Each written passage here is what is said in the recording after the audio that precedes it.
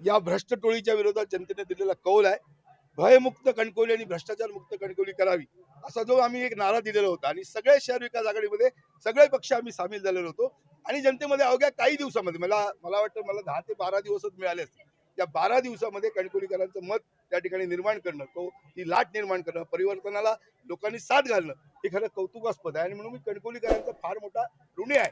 माझी शेवटची निवडणूक नगरपालिकेची म्हणून पण मी त्या ठिकाणी सांगितलेली होती आणि लोकांनी एक संधी संदेश पारकरांना तितक्याच ताकदीने दिली, कारण यांची महाराष्ट्रामध्ये सत्ता आहे. हे महाराष्ट्र जिल्ह्याचे पालकमंत्री आहेत, यांच्याकडे नगरपालिकेची अनेक वर्ष सत्ता होती.